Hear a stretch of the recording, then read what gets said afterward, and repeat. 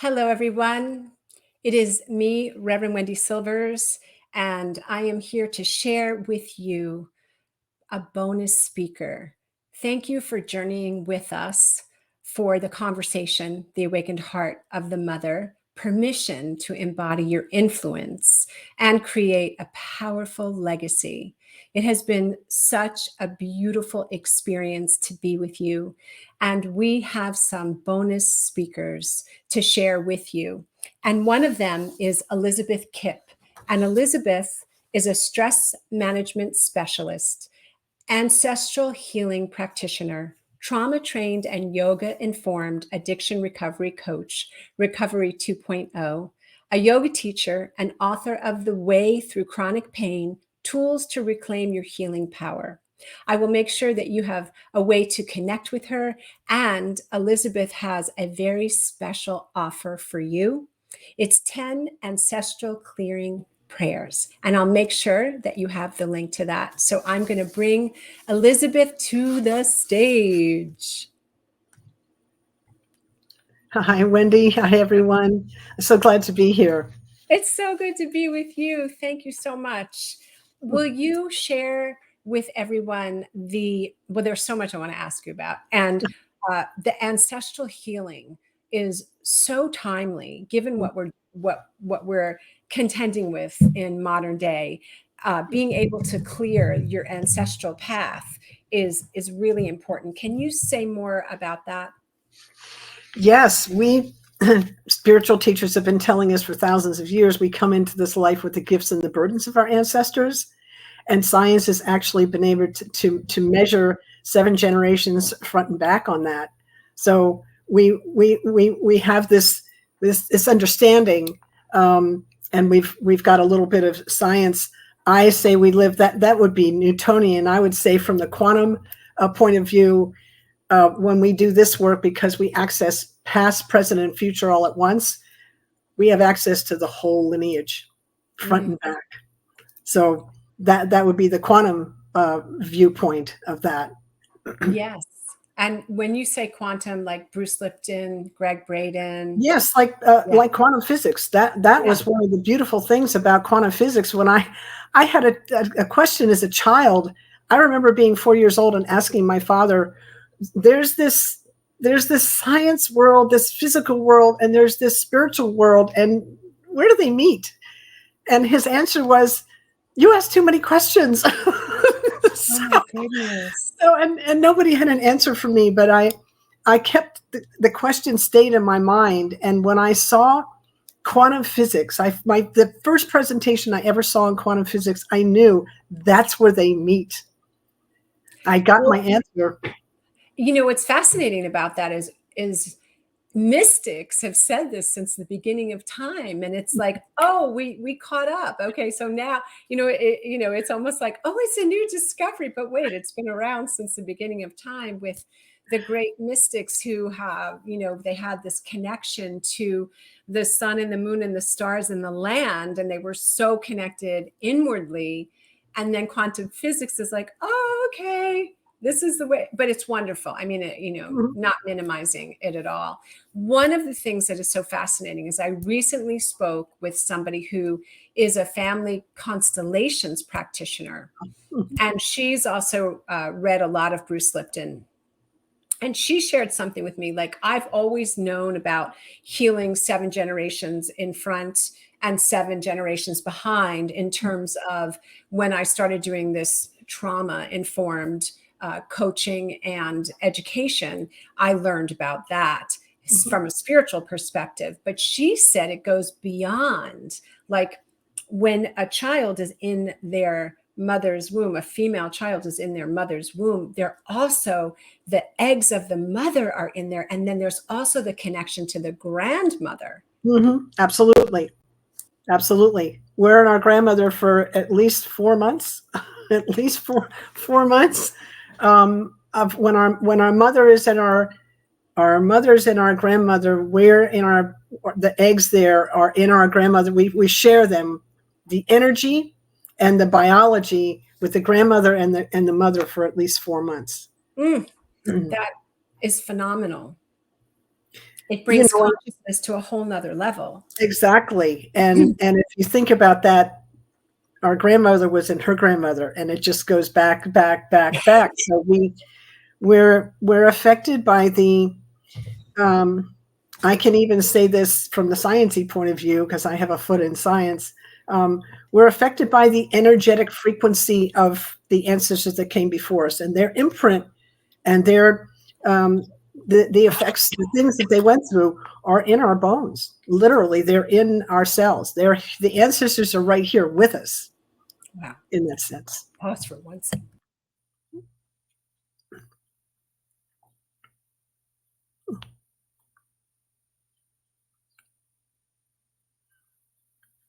That is so interesting as we're talking about this. I'm having a lot of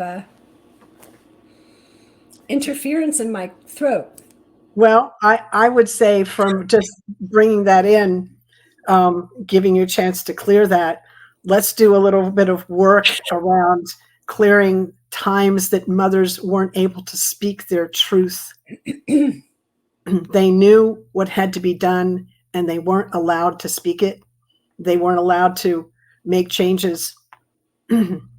Help us all forgive each other for all the times that happened, everything that led up to it, everything that arose from it.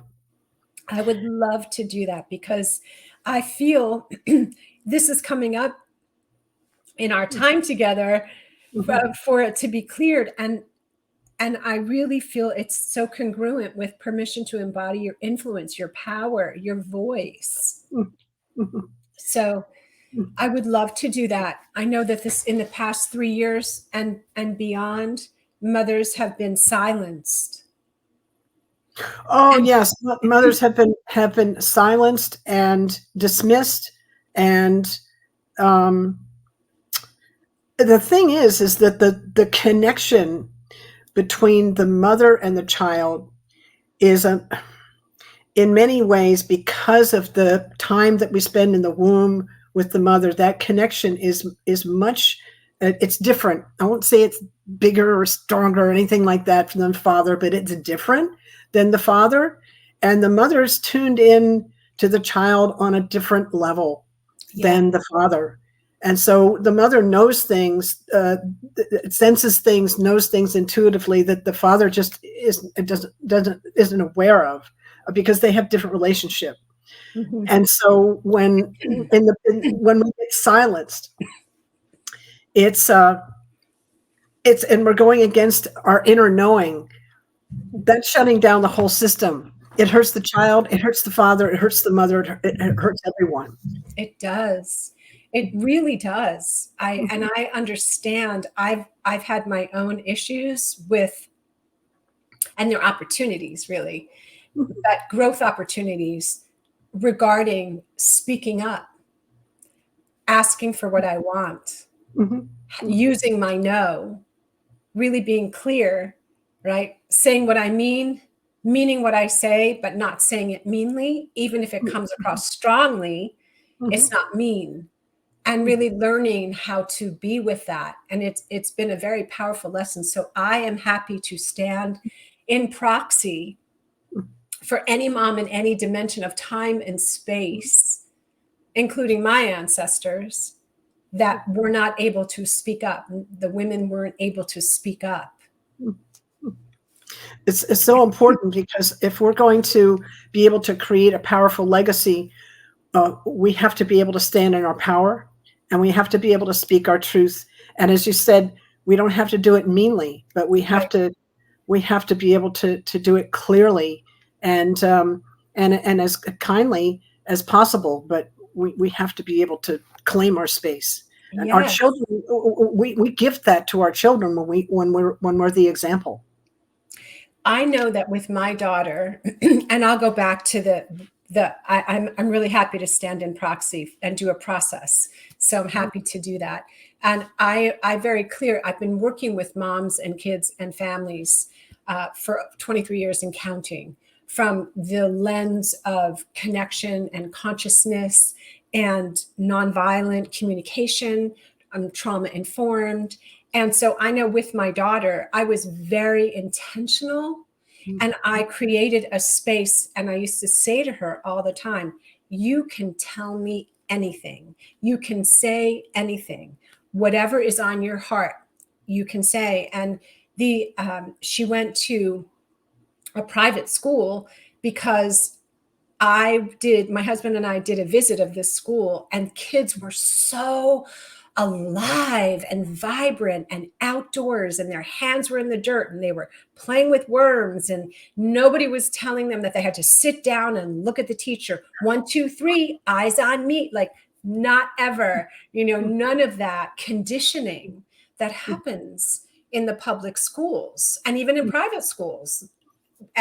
So I really do feel very strongly about helping people to find their voice, to express what's going on, because trauma and shame can only thrive in the silence, in the darkness, in secrets. So true. Yes. I actually teach mantra as part of my yogic work.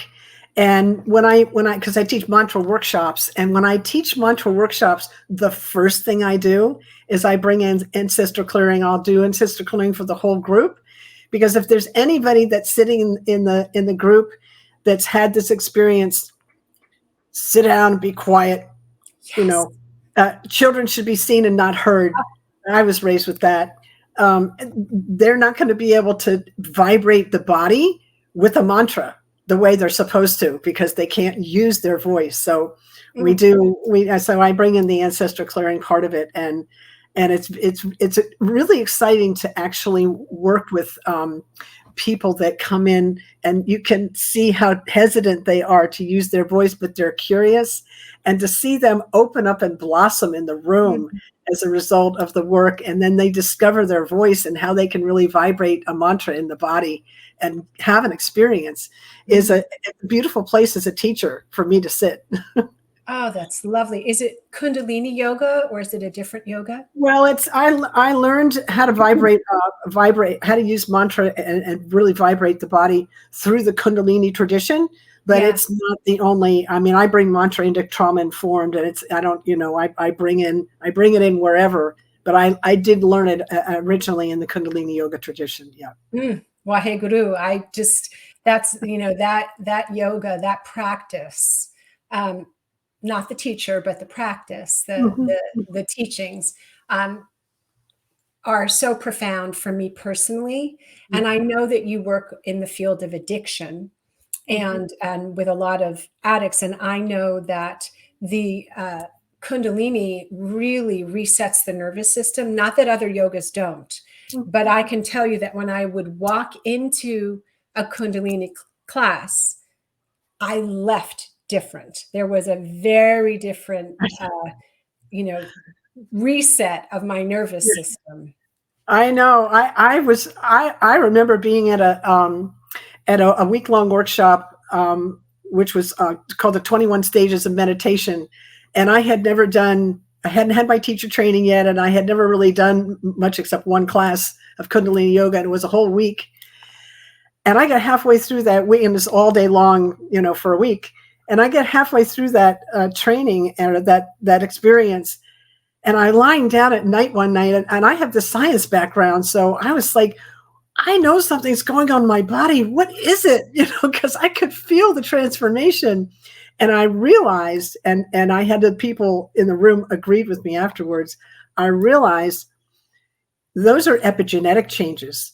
The changes are happening. You can feel the switches turning in the body. This is Bruce Lipton stuff. He I'm sure he understands this, right?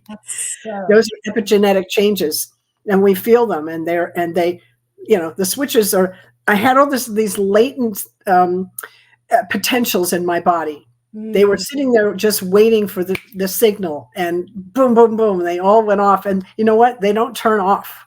Yes. Yes. Oh my gosh, that's so wonderful.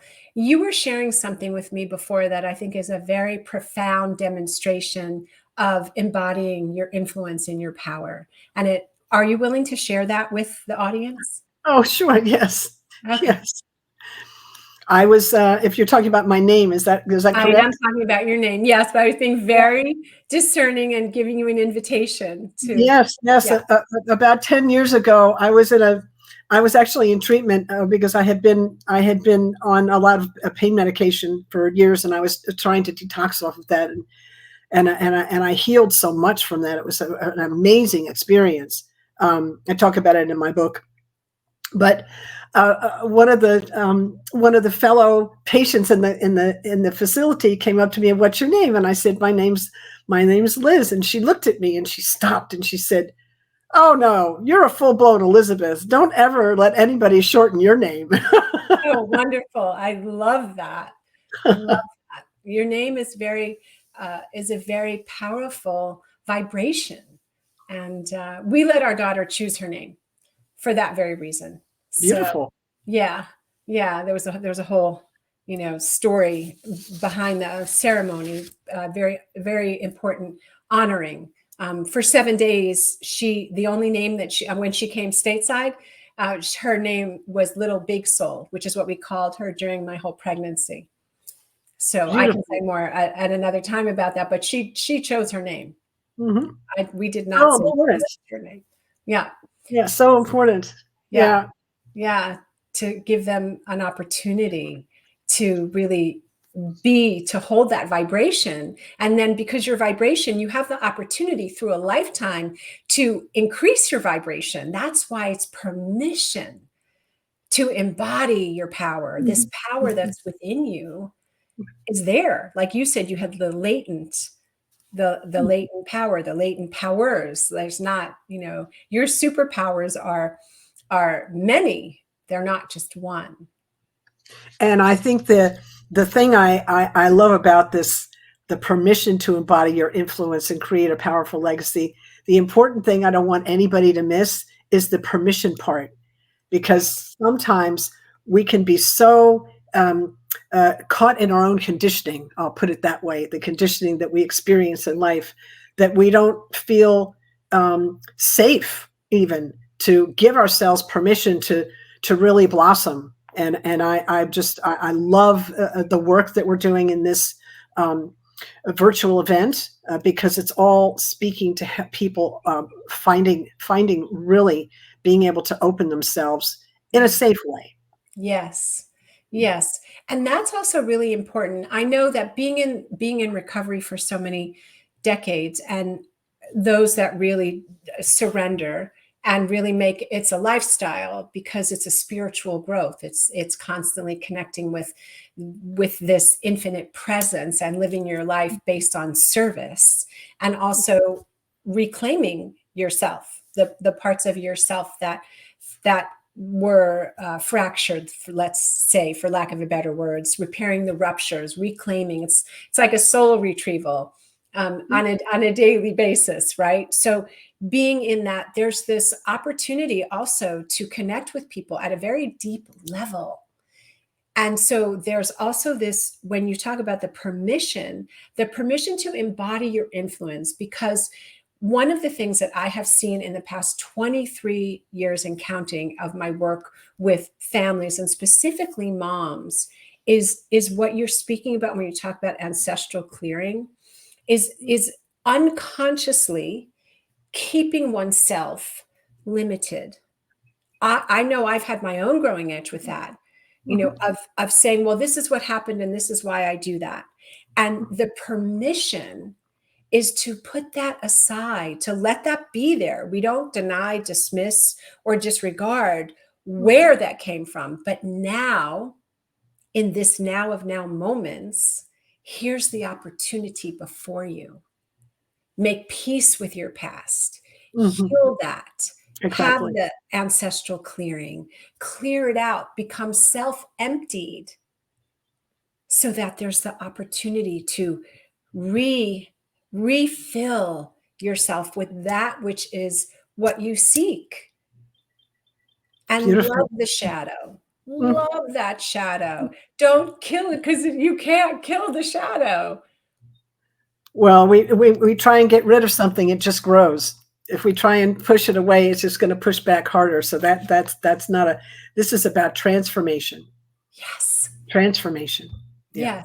Yes. So would you demonstrate an ancestral clearing with me? We Do we have, have enough time? well, I'd love to. I have a prayer that's specific for ancestral clearing for the mother wound, and if there's time afterwards, I'd like to do. If there's anything left in the throat, I'd like to bring in it like a slightly other technique that we use. There's 5 techniques in ancestral clearing, and I can do the prayers one, and then the work with you will be another.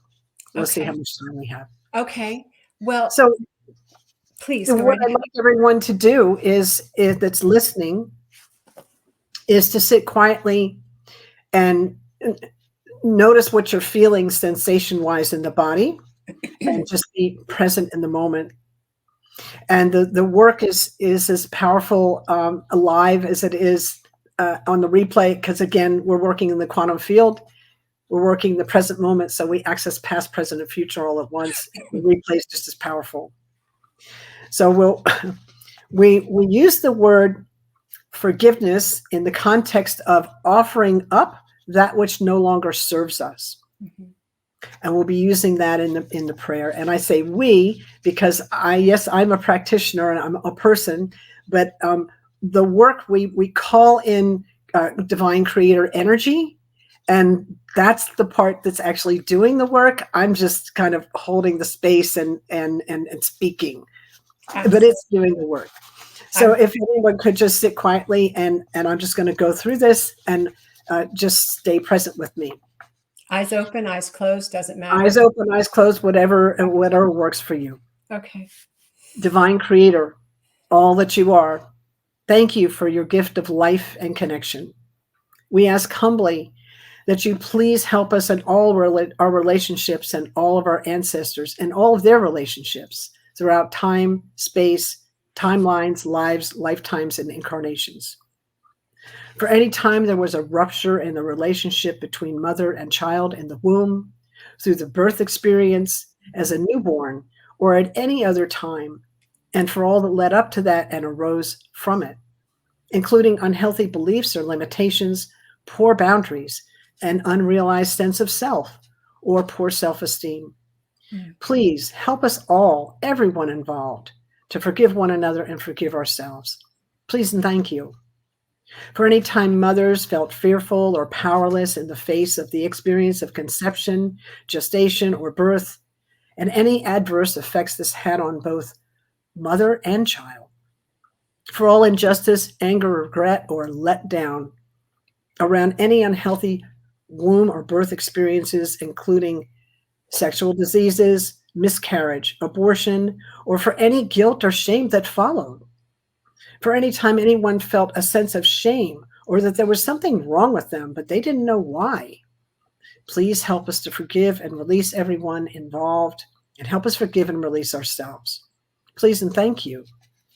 For any codependence that developed between mothers and children throughout the entire lineage, and for all that arose from it, including but not limited to caretaking others to the point of resentment and exhaustion, for neediness, or a feeling we had to have the approval of others in order to act rather than stand in our own power and act from there.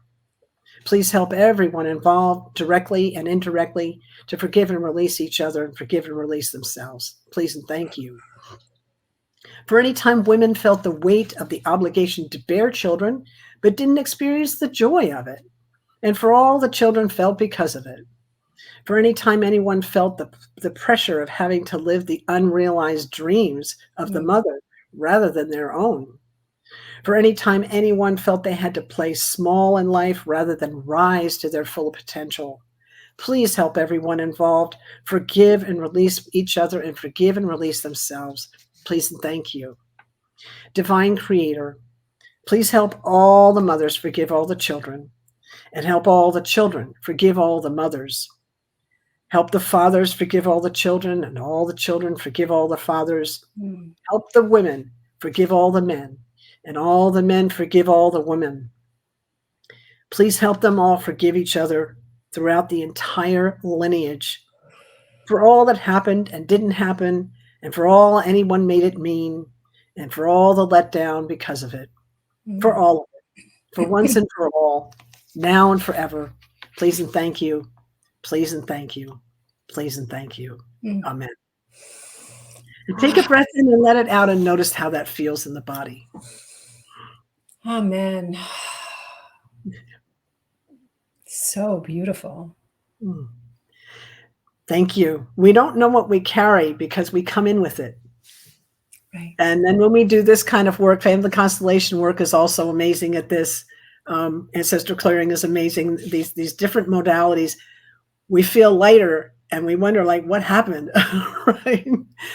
Because we came in carrying the unfinished business of our, the unresolved, unfinished business of our ancestors, and now we're clearing that, and that clears the whole lineage, and so it helps us create a powerful legacy. It helps us embody. It helps us give ourselves the permission to embody our influence. Thank you for that. It's so important. I know that for me, when I became a mom, I always wanted to be a mom. I always had kids in my life. I started babysitting when I was 12. And, I always had this very strong mothering impulse. And so I knew, like, I started working on myself because of my mom, my relationship and my experience with my mom. I started working on myself when I was 20. I mean, I'd been on a spiritual path since I was 8, but I knew there were some things, and I was like, I just, I got to work this out. And then when I thought about becoming a mom, I was like, I really do not want to pass on what I received. And I received some good things, but a lot of the stuff that I wanted to release, I did not want my daughter. I didn't know she was my daughter at the time, but I didn't want this child to have to go through what I went through. So thank you for doing. You're welcome. The work that you do. It's so profound. And I'm so thrilled that I got to sit in proxy for any women, for any mothers, that mother wound, it's so profound. And, for anyone who's had issues with the dad, that I loved hearing about, for women that bore the weight of motherhood without the joy, to me, and I think about also in my work with families and moms, sometimes there are moms that are very separated from knowing that love is their true nature. And so what they pass on, or the way that they parent their children, is not very conscious or loving because they've abandoned themselves. Yes, well, that's and as you know, that's a trauma response. Yes. When we disconnect from ourselves, that's what trauma truly is. And if we're, my mother didn't have tools. She didn't have the tools. And I kind of look back in awe that she got by on her wits. We have tools. Yeah. Yes. It's so true, right? It's so true. I think about some of the stuff that my mom was contending with, and I'm like, God bless you. God bless you. It makes sense, makes sense that you chose to say or do the things that you said or did, given that you had nothing. I think what's also fascinating, I'm so grateful for in our lives today, is that there's the opportunity before us. There are resources now. You're a resource. I'm a resource. All the women on this, beautiful event and in this conversation are resources. There's the opportunity for somebody to really vulnerably say, I need some help. Can you help me? Like, those are the bravest words that anybody could say. Can you help me? Yeah, beautiful. Also, that being that brave is another example of giving ourselves permission to embody our influence and create a powerful legacy. Brilliant. Yes. So important. I'm so glad you brought that in. Thank you. Thank you so much for being with us. Thank you for the process and for your consciousness and for the work that you have cultivated and share. And so I will make sure that everyone has the wherewithal to connect with you. They have the access to you. And I can't wait to read your book myself. Well, thank you so much, Wendy. This has been a pure delight to take part in this event. And I look forward to connecting with you in the future. Me as well. Me as well. Thank you so much. Thank you for being here. And thank you, everyone, for staying with us. And before we say goodbye, I want to let you know a couple of things. One is you can have lifetime access to these recordings. So this process that I just stood in proxy for all the women with Elizabeth, that she's so beautifully guided, that you will have access to that on for lifetime. And I will make sure you have access to Elizabeth so you can contact her directly. And something that I really want you to remember, you are powerful beyond measure. You are loved beyond description, and you are a force for good in the world. So go forth and spread your magic. And we will see you very soon. Thanks and many blessings.